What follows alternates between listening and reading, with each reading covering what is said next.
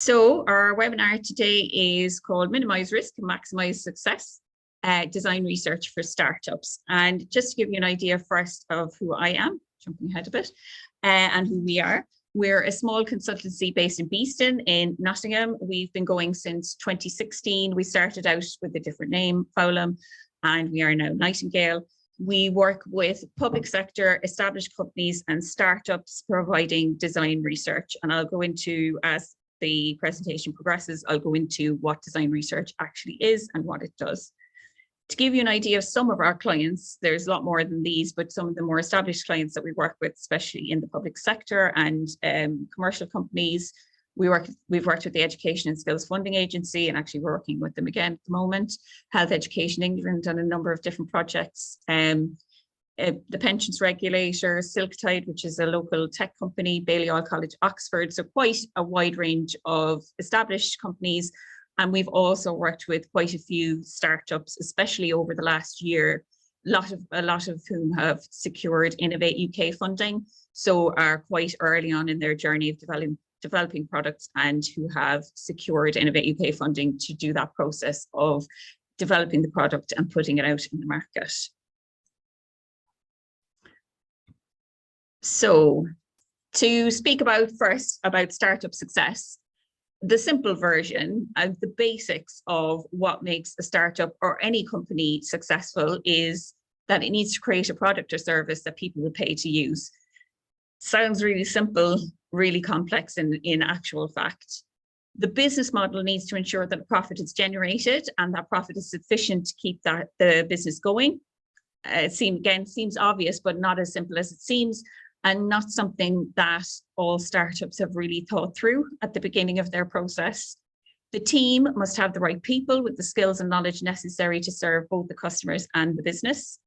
Again, if you don't have the right people to develop the product, to provide customer service, to do marketing, to do all the various elements of the necessary business of making the product successful, then it won't happen. And the startup then must become a stable company with all the legal and process related baggage that involves. And that's a difficult process, the growth process, the process of becoming that company that has a HR function, that has a marketing team, that has all of the baggage that comes with being a successful and stable company. It's complicated. And along the way, as anyone who has worked in a startup will know, there are pitfalls and landmines and difficulties and complexities that you have to navigate as you go along. And when there's so much going on and so many decisions to be made, it can be hard to see the wood for the trees. And this is what we find a lot with startups, is their attention is diverted in lots of different directions, and lots of people are giving them advice on lots of different things. And it can be hard to know what to focus on and how to move forward. And a key part of the difficulty is that there can be a lack of basic knowledge about users, the market, the feasibility of the business model, that mean that important decisions are made in the dark. And these are decisions that really affect the future of the company. So developing a company that has a successful product, but an unfeasible business model means that it might limp along for a few years, but then fail to make enough profit to keep going, for example. So these key decisions need to be made quite early on with a lot of knowledge, a lot of security. And doing that removes a lot of the risk as you go forward. It also might mean that you realize at an early stage, actually, this idea just doesn't work and we need to try something else. You're far better off finding out that early on rather than later. Teams can neglect to make key decisions or make avoidable, obvious mistakes, and both are equally as bad as each other. So neglecting to make key decisions means that things drift along, opportunities are lost, stuff just doesn't happen. Making avoidable, obvious mistakes is obviously a bad thing. So doing things that put the company on the wrong path that could have been avoided with the right knowledge, with the right research and right understanding of the market. We are huge advocates for evidence-based decisions. And what that means is that decisions are backed up with knowledge. It's possible to trace the reasoning behind them and give a clear justification for them. And It's harder than it seems because sometimes you do have to make a leap of faith, and sometimes you can't have evidence and you can't have security in the decision. So there is always a certain amount of risk and a certain amount of faith involved, but there will be key decisions that a startup makes that can be backed up with evidence and should be backed up with evidence. Developing an evidence-based decision-making process early on ensures that key details aren't missed. Decisions are not made based on opinions or guesswork. Risks and opportunities are identified early, and everyone is clear on what they're trying to achieve. And the benefits really go on and on from there, but these are the key ones. And I suppose the most important one there is that decisions are not based on opinions or guesswork. What is difficult in startups is when people sit around and say, what should we do next? And someone says, I think we should do X. And then everyone goes with that decision without questioning, is that the right decision? Why do you think that's the right decision? Now, it might be that that person has great expertise and great knowledge, and they have a really good reason for that decision. But what can happen down the line is that people look back and say, why did we make that decision? Where did that decision come from? And nobody really knows.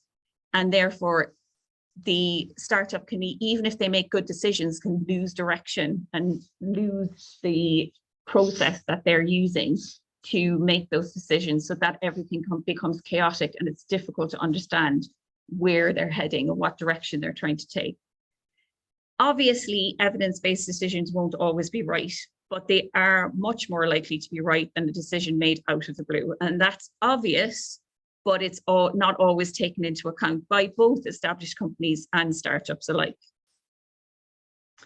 And of course, evidence comes from research.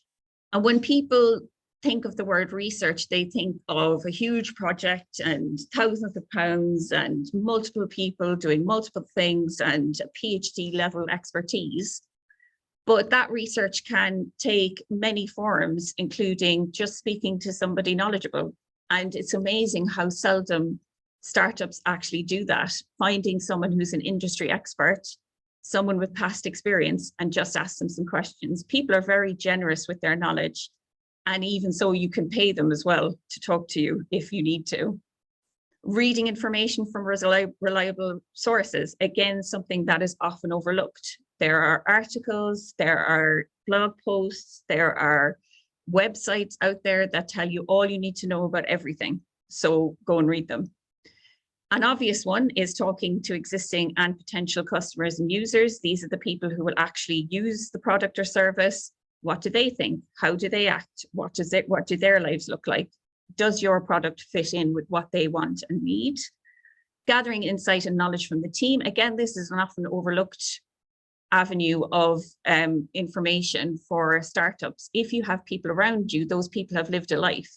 They have worked in other companies, they have used products, they have opinions, they have experiences, and they're right there in front of you. Why not talk to them? And experimentation and testing, which is an obvious one of going out there, trying something out, testing it and seeing if it works. And that has to be done with caution, because you really need to know what it is you're testing and what you're expecting to find.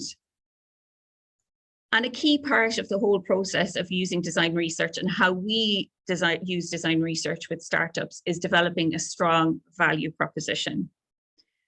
What is a value proposition? Probably already know, but just to define it, it is a simple statement that summarizes why a customer would choose your product or service. And it's often seen as a marketing tool, so as a way of communicating to your customers, but in our book, it's far more important than that. If you have a clear value proposition, it means you can define what you're delivering, who you're delivering it to, and why they would want it. And this is as important for the internal team as it is for investors and customers. So like I say, it's often seen as an external piece of marketing. It's used to communicate with the outside world. But actually, if you know internally in your team, this is what we're trying to deliver. This is what we're focusing on. This is what success looks like, and this is who we're delivering it to. It means that energy isn't wasted on things that aren't important. It gives you that sense of focus and direction. And the value proposition mistakes that we see with startups is that they start with a big idea and they stick to it. even when it starts to become clear that the idea isn't feasible. So someone comes along with a great idea, they think, I'm going to develop this fantastic product with all of these features, and it's going to do this, this, and this, and it's going to be for these people. And then over time, they realize, actually, the people that I thought would buy this product are not interested in it. The functionality is too complicated. My value proposition isn't very clear. I don't know exactly what I'm delivering. But rather than saying, okay, we need to narrow this down and change it, there's a lot of investment, personal, emotional investment in the big idea, and they just won't change. A key one, and an interesting one, I think, is believing that they need to deliver something complex with many features to avoid duplicating existing products or having their idea copied. We see this a lot with startups. The idea is very highfalutin, for want of a better term. It's got lots of complicated elements to it. It's delivering to a very complex market. It's competing in a very complicated and difficult industry. And there's something there about startups believing that if their idea is too simple or straightforward, that there is too much competition in that area, or they're not doing something that's different or innovative. And I will talk a bit more about that later, because I think that's an important one. A key one, again, especially from a design research point of view, is making major assumptions about their users, market, and ecosystem that over time turn out not to be true. This is a big problem where people think, I will sell to this user and they're an 18-year-old Porsche driver. I mean, does that person exist?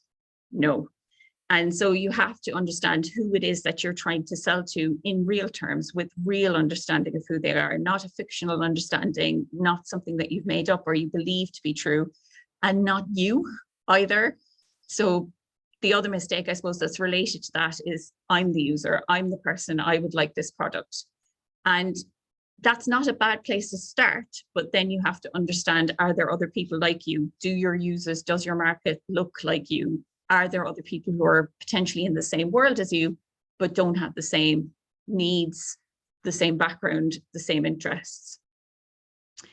And I suppose the final one comes back to the value proposition, which is failing to pin down the value they're really delivering, so that even if it's a good idea, nobody wants it. And I think this is more about developing the concept and understanding of how you connect what you're delivering with what the person wants.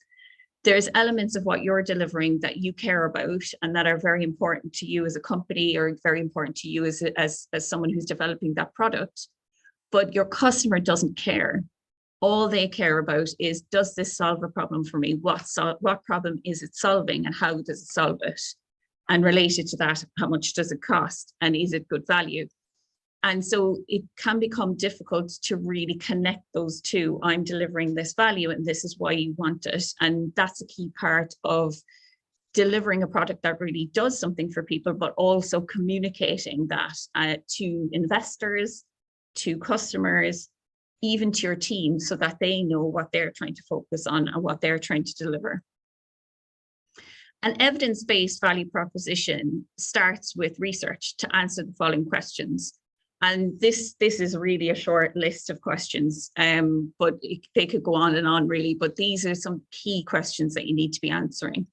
What is the reality of the world my product will exist in? And what this question means is, do I really understand where my product will live? And this is a key one for startups, because what we have found is that startups sometimes have a slightly fictional understanding of the world that they're working in. They think, well, these people who work in this industry, they're very focused on profit and productivity. When they actually go into that world, they realize, okay, this world is actually quite chaotic, and product and profitability come second to just getting the job done. And so actually, if we're focusing on profit and productivity, then we're not delivering something that they really want. It's actually a step too far for them. We need to understand the world they're really working in, the real conditions of how they're doing things and solving these problems, because otherwise we're going to deliver something that looks good and seems good, but when they see it, they think, no, it's too sophisticated, or it's too difficult, or it actually is a level removed from where we are really. And it, linked to that, of course, is what problem am I trying to solve, or what need am I trying to meet? And of course, that's the key to everything, is what am I trying to do for the people who work in this world? What problem am I solving for them? Am I solving any problem? Does the problem actually exist, or is it something that I think exists? It could exist, but get some evidence for it, back it up, understand the real problem as it lives in that world. Again, don't have a fictional understanding of it, have a real understanding of it. What are the complicating factors surrounding that problem or need? And then again, this is a key one as well, that's related to the reality of the world that people work in. Because say, for example, going back to the productivity and profitability example, there is a belief that that's people's focus, but actually there can be complexities in a world that people work in. That means they would like to focus on productivity, but actually they need to focus on the requirements that their boss gives them, or things that are handed down from government, or their job is so overloaded that actually all they need to do is move one piece of data from here to there. And if you're trying to give them something more complicated, they just can't engage with it. If it makes their job harder or their life more difficult, they won't use it, because why would they do that? They want simplicity. They want something that solves a problem for them quickly and easily. And of course, in terms of the capability of the startup itself, another question is, can I meet that need or solve that problem in a way that is technically feasible? Again, seems like a simple one, but I've seen people propose solutions that just won't work because technically it's too complex. Profitable, again, am I going to be able to deliver this solution in a way that means I can sell it for more than it costs to develop it? Seems simple, not always a question that's easy to answer. And sustainable over time, and that's related to the business model. So does my business model have legs? Can I generate enough money over time that I can pay a team? I can grow a team. I can generate enough profit repeatably over time. That means I can actually scale this product up so that it has the robustness that people need from this product, and so on. So there's endless questions that could happen there, but these are kind of the basics. And going back to what I was saying earlier, and it's just revisiting what I was saying about sources of evidence. Books and the internet are such the obvious one, and you can just do that yourself at your own desk. Read everything you can find about the industry. Try to see what people are saying, what comes up again and again as the issue that people are pointing out. What language do they use?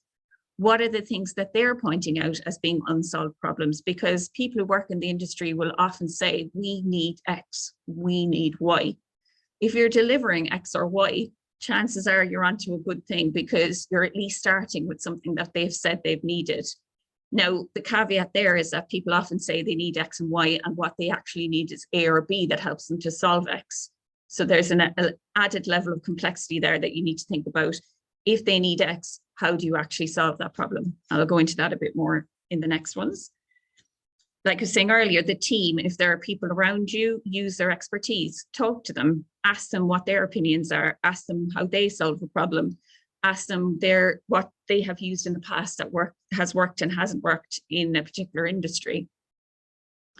Subject matter experts, these are really an untapped source, I think, for startups especially, but for established companies as well, because there are people out there who've worked in industries for 25 years. They've worked in the civil service.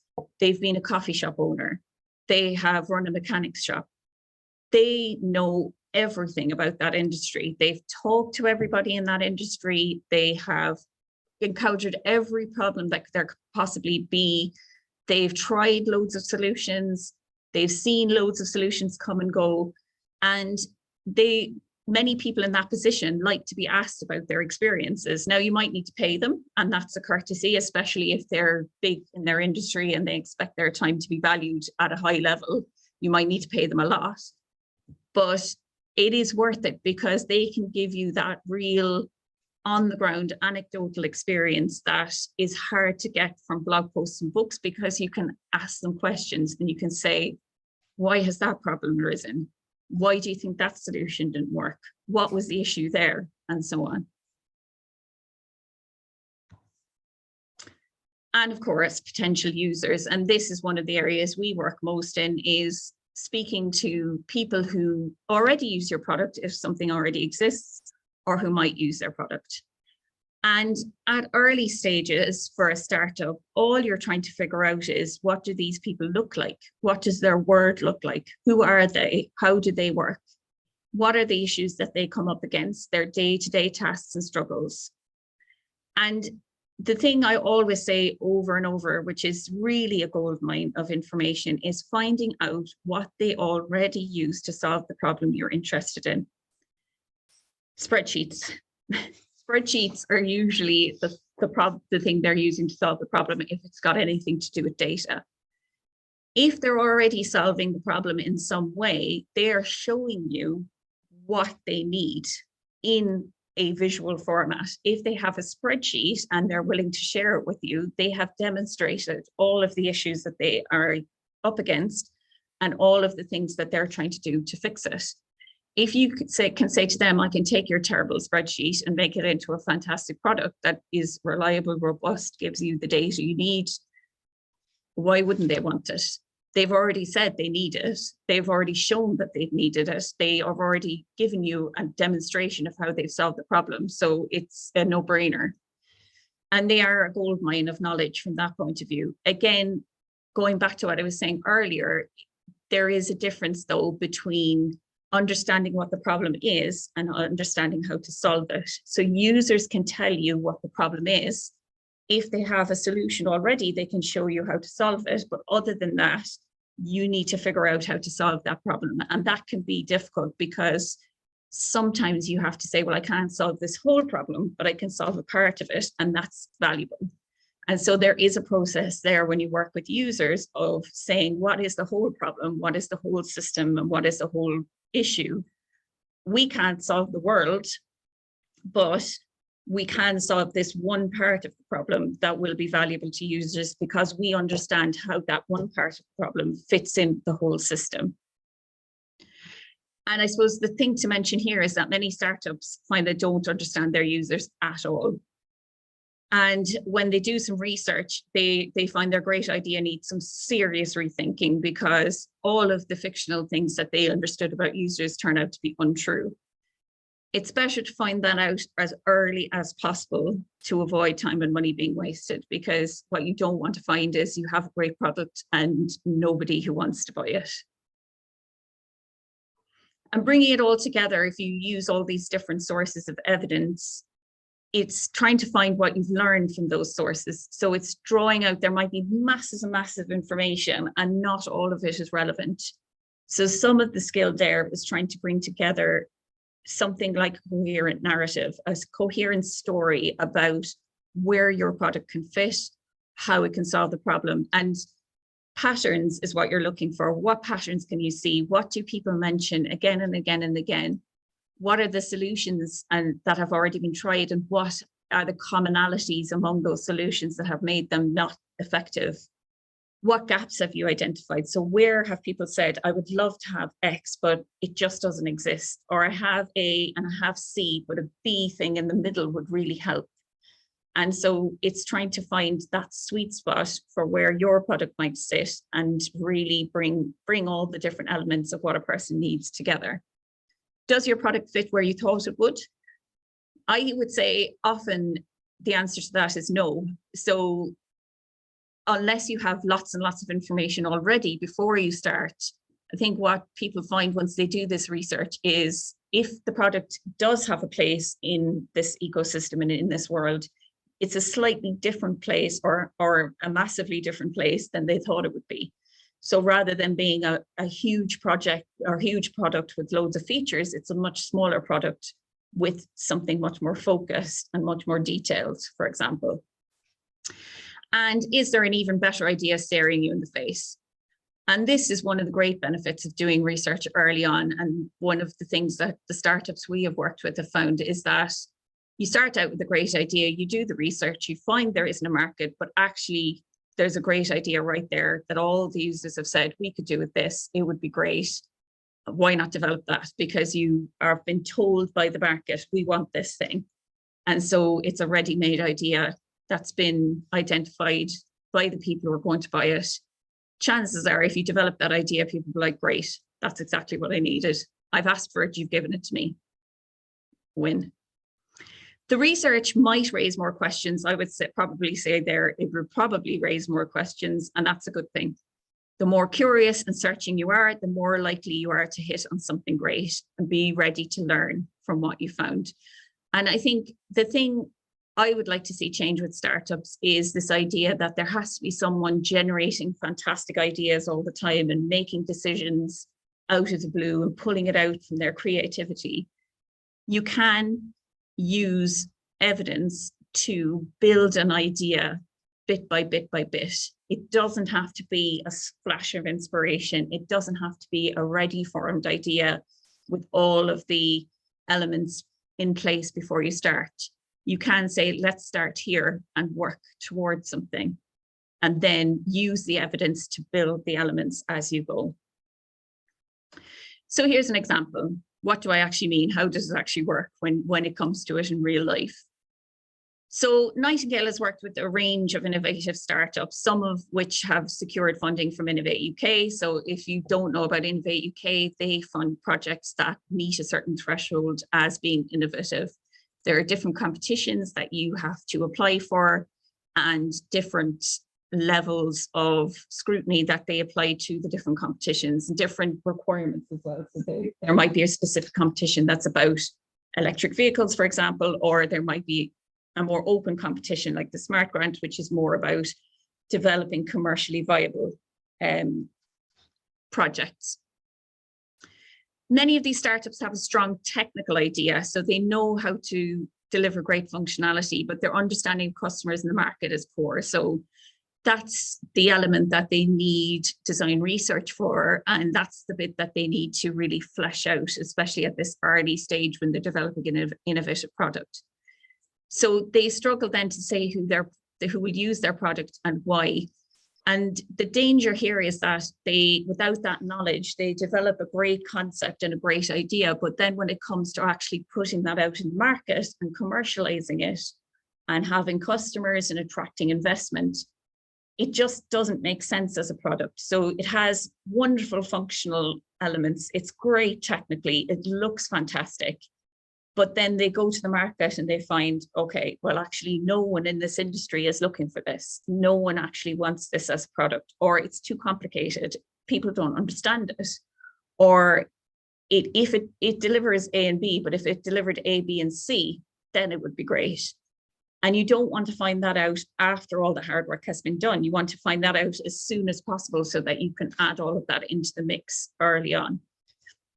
So we work with these startups to put evidence and a strong value proposition behind the great idea so that they can develop a commercial product that goes beyond the initial funding and actually has a market and has users ready to go once once they have the product developed. And what we find is that many startups begin with a complex, multifaceted idea, believing that their product has to be ambitious and groundbreaking to make a mark. And I suppose that's all well and good if you're Unilever and you have millions of millions behind you to fund a massive project that is very groundbreaking.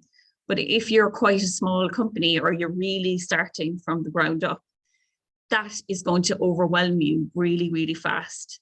It also means that you are trying to fit so many elements to a market that you lose track very fast. And I think this lack of direction and lack of focus is a real difficulty for startups because they're trying to find something that hits. There can be a division of energy and labor across different ideas, which means that no one of them goes any further or everything gets stuck at a certain point. And really what you want to start delivering is something that does something, that's the simple part of it is even if it's something very simple, it at least gets the ball rolling. And then you can start to figure out, okay, what could we do with this? What features could we add? What could we do to make it work better? And so on and so forth. And the design research that we do with startups allows them to really think through what they're delivering and why to narrow their proposition. And I think that's key part of it, is narrowing the proposition more and more to make it more and more and more specific, a lot less general and a lot more specific. The more specific you are, the more you know what you're trying to do. So we are trying to help people to budget, for example, can be narrowed down into, we are trying to help young millennials to start saving for their first home. That's much more specific, and you know much more about what you're trying to do and who you're trying to deliver it to. And you also know when you're doing it and when you're not, because you know what it is you're actually trying to do.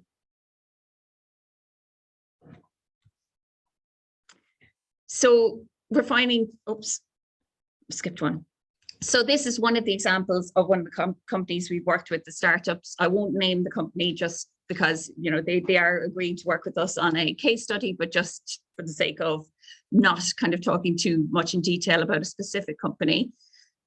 This company wanted to develop a complex AI-driven product that allowed food retailers to tailor in-store adverts to the customers and the weather. And it was quite a complex idea, and it had a lot going for it in terms of the potential to improve advertising for retailers and so on. Our research with industry experts and potential customers indicated that this idea was too complex and didn't really fit with how that industry works. And again, this is coming back to understanding how your customers really work in the real world. So not your fictionalized idea of it, that they're in control and they understand everything. What I've learned from working with a lot of industries is that there's a lot of chaos and a lot of a lack of understanding in lots of industries, lack of control in industries. And so if you are working in a particular industry, you need to understand those complexities. What particular brand of chaos are they dealing with? So the startup pivoted to look more directly at the data needed by the food retailers themselves. Again, their initial idea was to deliver something complex, but we helped them to refine the idea. So we helped them to understand, where could this idea fit, who might want it? And so we spoke to 3 industry experts and 3 potential customers. And from this small amount of research, we identified key issues that food retailers face in terms of gathering and understanding data, gaps that exist in the data that they already generate from their point of sale system and their accounting, and data that they feel could help them in running their businesses successfully, but they can't currently obtain easily. And I suppose this is a really good example of understanding someone's real life working, finding a gap. So we could really do with this, and understanding, well, why does that gap exist? Why isn't that already generated?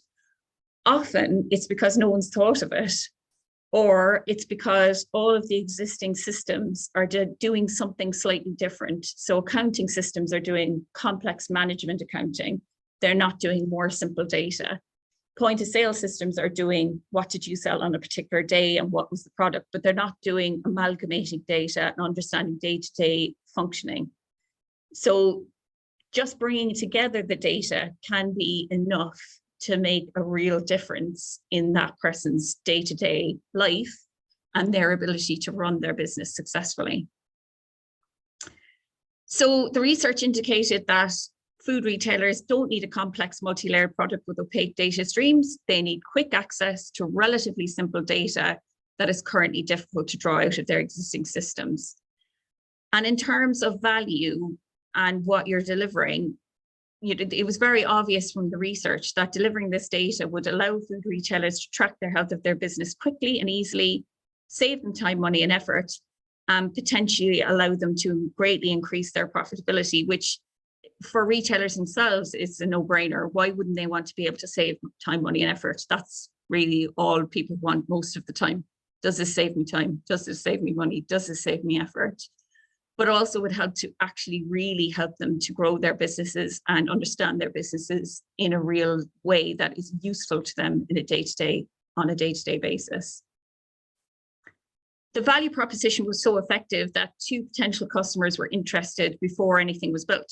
They saw such value in the idea that they wanted to be involved in designing and developing the product. And this sort of interest is about having a great value proposition because it clicks with people. They say, yes, that's what I've been looking for. And it's worth its weight in gold because it shows that the idea has traction, and it allows you to develop the product in tandem with real users. And it looks very, very good to investors, because if there's people already interested in it, then you don't have to claim that people are interested in it. There's already interest. And it allows you to nail the product and nail the idea of the product early on in the process, so that you're not developing a product that has very little traction and then trying to somehow fix it over time to make it fit into the market, which is very difficult, very time consuming, and quite frustrating. You're starting with a product that you already know has a place, and then it takes time to refine it, obviously, but you know it has a place already. And the steps you're taking are just to improve it and to make it fit more closely, rather than trying to shoehorn it into a market. And both of us, I've put grant funders like Innovate UK and investors expect startups to have a detailed knowledge of their customers and their market. Without that, there's no evidence that the product will be successful.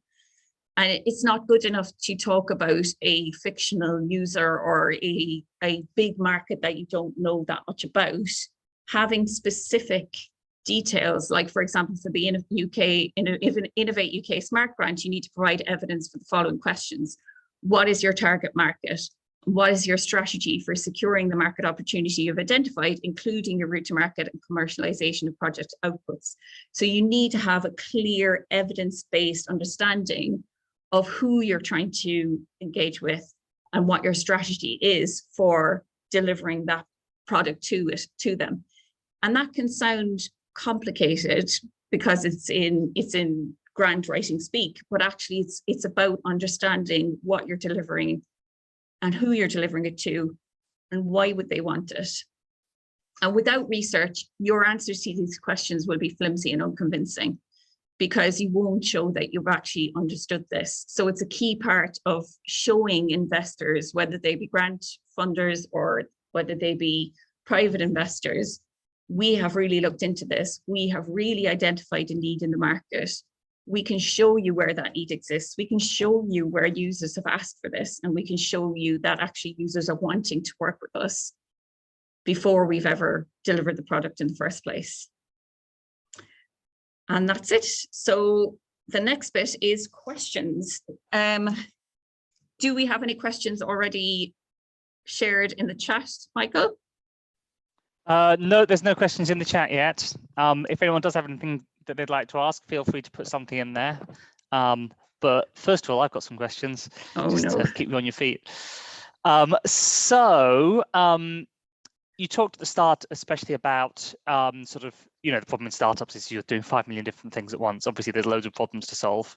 How do you go about deciding which of those decisions you should focus on and which ones you need to go and gather evidence for? In terms of which ones you're not clear on versus which ones you know already, is it? Well, more just some of them you're going to have to just sort of answer on the fly. You don't have time to invest in time and effort into getting evidence for every single decision you make day to day. How do you decide what the important ones are? Prioritizing, basically, yeah. Yep. I think it's sitting down and having a real talk about it. I mean, that sounds very simple, but some of the work we've done with startups is that process of what do you need to prioritize, and discussing it is the first step. What we find is that startups can be so action oriented that they haven't really sat down and thought about it and discussed it. And so the first step is discussing, where are we? Looking at everything that you have already, laying it all out there helps, because you can see what we already have, what we already know, and then identifying gaps at that point. And I think one priority has to be always, do we understand what we're trying to deliver? Because if that's a no, then all of your other effort is going to be scattered.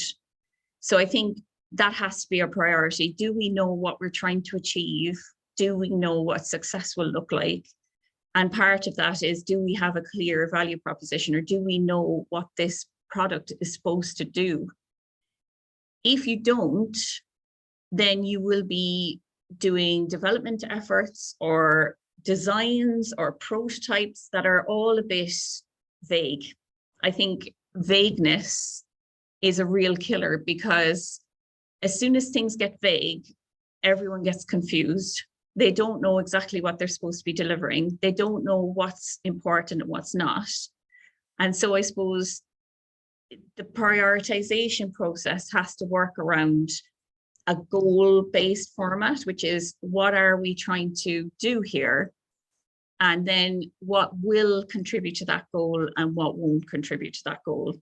I know that sounds quite vague, but I think that's kind of a starting point, at least, just to be quite ruthless about saying, this is not going to help us, so let's stop doing it. Let's stop developing this product because we don't know what it's trying to do. We're wasting time on it. We're putting effort into it. Let's just cut it off for now and take a step back and try to refocus where we are and try to understand what needs to be done to move us a step forward. Does that answer the question? Yep. Yeah, that's good. Okay, so we've got a few questions now. Thandi was just asking if the slides are available. Yes, so we will share the slides and we'll also give you a recording, this recording of the session. Super.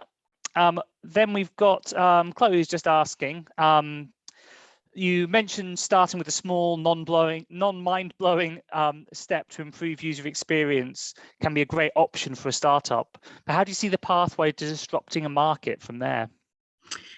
Well, I suppose the disruption can sometimes be delivering a thing that no one thought of. That's quite simple. I mean, that really, I think, is sort of the holy grail of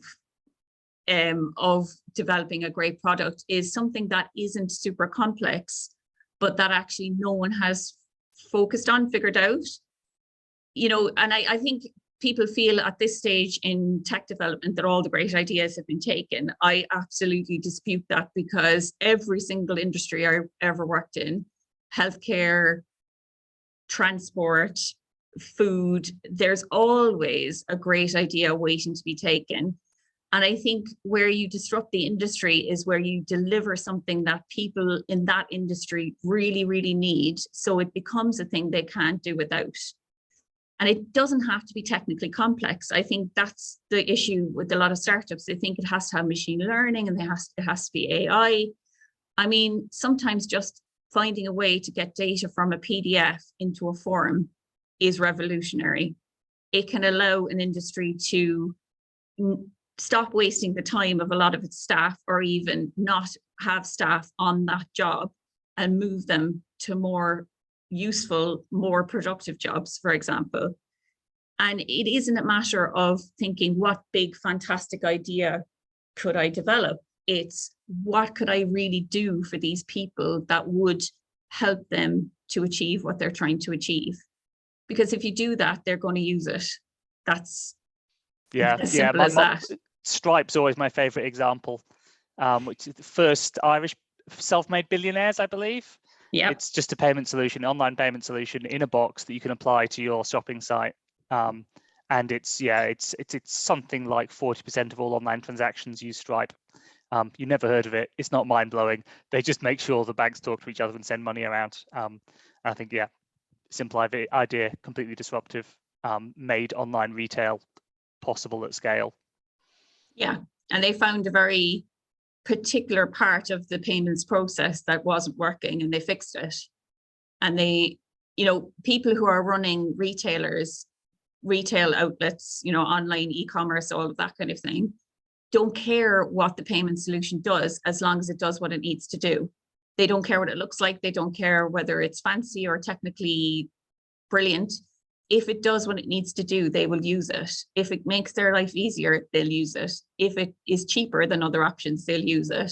Although actually people will often pay more for a thing that does the thing they need. And so I think it's the disruptive industries, or the disruptive companies are the companies who deliver that thing that is really needed. Does that cover it? Yep, I think so. Right, so next we've got a question from Lucy, who's asking, how do we know if you're the right person to do the research with customers. So how do you know if it's something that you should sort of deal with internally, or whether it's at what point do you have to sort of talk to someone else? You know, I think desk research, you can do it yourself. You should do it yourself. I would always be looking for a startup to have done lots and lots of reading about their industry and to know at their fingertips, what is the government legislation in this area? What was the biggest change in this industry in the last 3 years? What is the percentage of this market that's covered by X or Y? Desk research should be done by anyone who is working in that world. You should be sitting down reading articles all the time. Speaking to subject matter experts, I think, is another thing you can do yourself, because subject matter experts have the robustness and the experience to be able to tell you if they think you're talking nonsense. So if you go along to them and say, I think that clothes retailers want a better hanger system for their shops because I know that X, Y, and Z happens, they'll be very quick to tell you, no, that's not what they need, because that's been tried 3 times already. It doesn't work, and this is why. So I think subject matter experts, chatting to them and talking to them is something you can do yourself. I think you have to have a thick skin, because subject matter experts will always tell you where you're going wrong, and they will always be very honest with you, but they'll also be very supportive, I think, for the most part, and very keen that you're interested in their industry, very happy to share their knowledge. I think where it gets more complex is when you start talking to users or start trying to combine a lot of information and start trying to translate that into a solution. That can become trickier, because I think the difficulty of talking to users or potential customers is that you really have to have a certain research approach that it looks at them and their lives and their world, and then translates that into, okay, this is the problem that I've identified, because users can't always say, this is the problem. They can just say, I come into my inbox on Monday and there's 700 emails and I wish there was an easier way of doing it, but they don't necessarily they're not necessarily be able to say what that solution is. So the translating process and the pulling together of research and the pulling out of insights, I think it's often advisable to have someone to help you with that, and potentially doing the research with users as well, because it's a bit more difficult and a bit more fragile. And the other issue as well is, if you're doing research on your own idea, you have to have the skin of a rhino. Then you really have to be able to hear what people are telling you, because what I've seen is when people do research on their own idea, they then hear something that they don't like and they start to defend themselves, and they start to say, well, but wouldn't you want it if, and they start trying to find other ways to get that person to say, oh yes, this is a great idea. Having another person do the research that isn't you gives you a certain level of distance from it and a certain level of objectivity, which helps a lot, I think, because it's very hard to do yourself. So in theory, you can do the whole thing yourself. I think it's just being aware of the level of skill that takes and the complexity of it when it comes down to it. Yeah, I think that's fair. So we've got a related question from Thandi. How do you know who the best person or the role is in the target sort of customer segment for you to talk to? So should I go talk to CEOs, HR, ops directors? How do I know who I should get engaged with? I think if you're asking that question, I think you need to take a step back and do your desk research first, because what that would say to me is that you're not entirely clear on what you're trying to deliver or to whom. Because I think if you've done your background research, then you've at least got an idea, okay, this is an issue that HR people talk about, or this is an issue that CEOs talk about, or this is an issue that marketing people talk about. So when I'm speaking to, say, a subject matter expert or a user, those are the people I need to speak to. If you're unsure, then that to me says that there's a certain lack of industry knowledge, that you're still a bit like, I know I want to talk to this group of people, but I don't have enough information yet to know where this problem sits or to know who this problem really affects. Does that answer the question? I think it's a little bit of a vague answer, but I can clarify more if you want to ask more about that. Yeah, so there isn't anything else on that at the moment. Feel free to talk up, by the way, if you do want to ask questions yourself. Don't feel like you've got to go via me. So we've got another question. Where from Chloe Sharp? Where shall I start if I want to do online research to learn more about an industry and customers? Say that again. Sorry, I lost you there for a sec. So where should I start if I want to do sort of online research? Where's good places to start? Where should I go to get sort of reliable information? Anyone who's done any sort of online or desk research knows that it starts with a massive trawl through everything. And that's you start with literally everything, I think. And I think you start with some questions. You start with, and it can be literally Googling those questions. So what are the key issues that HR managers face?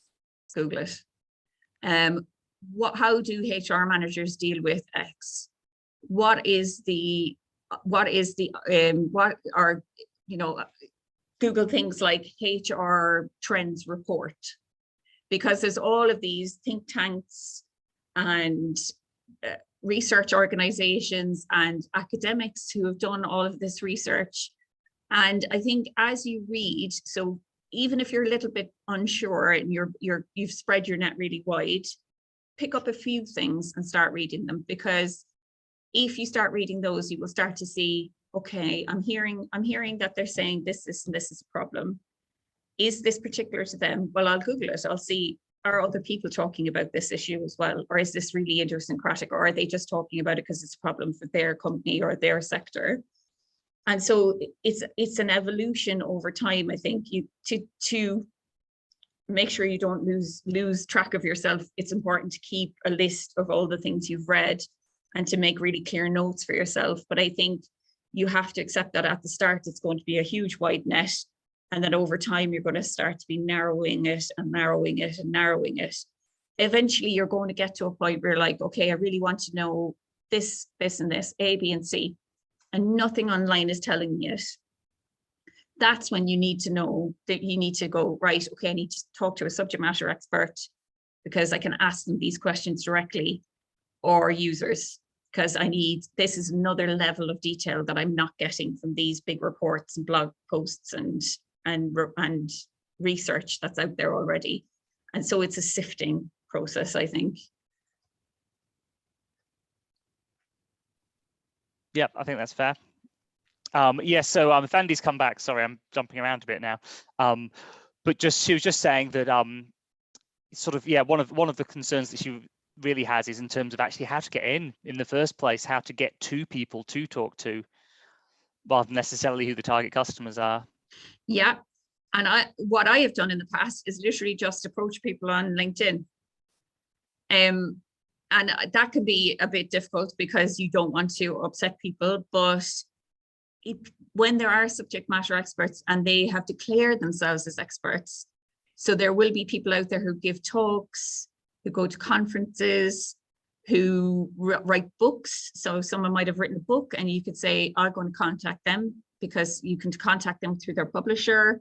You can contact them directly if they have a website, because lots of people who do talks and write books have websites. And it's often a good idea in that situation to say, I would like to talk to you about this and I will pay you £250, for example. So you might need a budget for it, full disclosure, because people obviously don't want to give their time for free often. But people are flattered if you say, I think you have knowledge about this area, I'd love to talk to you about it. They will talk to you, I think is the thing. It's just the courage to go and say, I would like to talk to you about this, and the foresight then to deliver a set of questions. Thank you. Does that cover it? Yes, it does. I think I need to pay the premium LinkedIn though, because most people's accounts are locked. Yes, that could be a barrier as well. And you can put out a call. You could do a LinkedIn post and say, I'm really interested in this industry. There's some things I'm not sure of. I'd love for someone who works in this industry to chat to me for half an hour. I'm happy to pay for your time to talk to me about X, Y, and Z. So if anyone has knowledge, please do message me. That can be quite a simple way to get people to engage. Thank you. Okay. I'm trying to see if we've missed any questions. So there's one last question which we've got there, which is how do business goals and user feedback evidence combine to help make the right decision? So I suppose, how do you sort of merge those two things? I think it's an iterative process. So I think when a startup starts out, obviously they don't know everything or anything, and it still starts quite big, and then you have to have an idea in your head of what you want to achieve, I think is the key thing. I think that's the touchstone. And it is something I talk to startups about is, you know, the founder or founders, especially, I say to them, where do you want to end up personally in this? Where do you want to be running a 60-person company in 5 years' time with 3 or 4 large investors? Do you want to keep it a small company where it's a small team and it's very personal? And so having some idea of just the notion of where you're wanting to end up does give you at least some direction, focus, and then you start to add structure to that as time goes on. Because if you know, well, I want to have a 60-person company with investors, you might find over time that changes, by the way, when you realize the reality of that. But just, you know, you're starting out with that idea. Then, you know, well, if we're going to have investors, we need to have a product that attracts investment. Well, what's the first step? Do we need to secure some funding early on to be able to develop the idea? Can we go to Innovate UK, for example, and develop that idea from there? And then that's where you start to then say, well, okay, if we're going to go to Innovate UK, we have to have a real idea. We have to have some backup on this. And so each step kind of informs the next step, and you're going to make mistakes. I think this is the thing, and things are going to go out of control and chaos is going to come in every now and again. But I think the key thing is then to go back to the drawing board and go, okay, let's look again. What were we aiming for? Are we getting there, or have we lost direction? Sit down, discuss, think. Don't get action oriented all the time. Don't, you know, the move fast and break things kind of mentality can lead people to get a bit headless chicken. And you can just start to look back again. What were we trying to do? Where are we missing things? Where are our gaps? What do we need to know next to move forward? I hope that answers that question.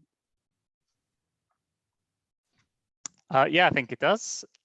So yeah, we're 3 minutes past 1 now, and I think we've gone through all the questions, unless anyone else would like to put their head above battlements. I think there was one more comment, was it? Oh yeah, there was just someone, you were responding to someone. Yeah. Unless there are any further questions, I think we could probably wrap up there. Thank you everyone for coming along today, and I hope the talk was useful. I hope you learned a little bit from it.